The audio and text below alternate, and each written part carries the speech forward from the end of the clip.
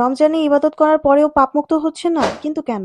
রমজান শুধু ইবাদতের মাস নয়, রমজান হলো সহমর্মিতা এবং আত্মশুদ্ধির মাস। আপনার সম্পদের যে অংশটুকু জাকাত হিসেবে নির্ধারিত, তা আপনার উপর দয়া নয়, বরং অভাবী মানুষদের ন্যায্য অধিকার। আমরা যখন ইফতারের দস্তরখানায় হরেক রকমের পদের অপেক্ষায় থাকি, ঠিক সেই মুহূর্তে আপনারই প্রতিবেশী হয়তো এক গ্লাস পানি, এক চিমটি লবণ দিয়ে তৃষ্ণা মেটানোর দুশ্চিন্তায় মগ্ন। আপনার বাড়তি বিলাসিতাটুকুই হতে পারে অন্য কারো বেঁচে থাকার রস। মেঘ যেমন বৃষ্টি হয়ে ঝরে পড়লে মাটি উর্বর হয়, জাকাত তেমনি সম্পদ থেকে বের হয়ে গেলে আপনার অবশিষ্ট সম্পদ পবিত্র ও বরকতময় হয়। মনে রাখবেন, জমিয়ে রাখা সম্পদে কারো দোয়া থাকে না, কিন্তু বিলিয়ে দেওয়া সম্পদে মিশে থাকে অসহায় মানুষের চোখের জল আর অকৃত্রিম ভালোবাসা। কবরে আমরা আমাদের ব্যাংক ব্যালেন্স নিয়ে যাব না, নিয়ে যাব সেই সোয়াবটুকু যা আমরা দুনিয়াতে অন্যের মুখে হাসি ফুটিয়ে অর্জন করেছি। আজকের সামান্য দান কাল আপনার জান্নাতের পথ প্রশস্ত করবে। ভাবুন তো সেই বাবার কথা, যিনি ঈদের দিন নিজের সন্তানের হাতে একটা নতুন জামা তুলে দিতে পারছেন না বলে নীরবে চোখের জল ফেলছে। আপনার সামান্য জাকাত সেই বিষণ্ণ মুখে হাসি ফোটাতে পারে, একটা পরিবারকে দিতে পারে উৎসবের আনন্দ। হে বিত্তবান ভাই ও বোনেরা, এবারে রমজানে আপনারা জাকাতের অর্থ শুধু প্রথা হিসেবে নয়, বরং ভালোবাসা হিসেবে পৌঁছে দিন তাদের কাছে যারা মুখ ফুটে চাইতে পারে না।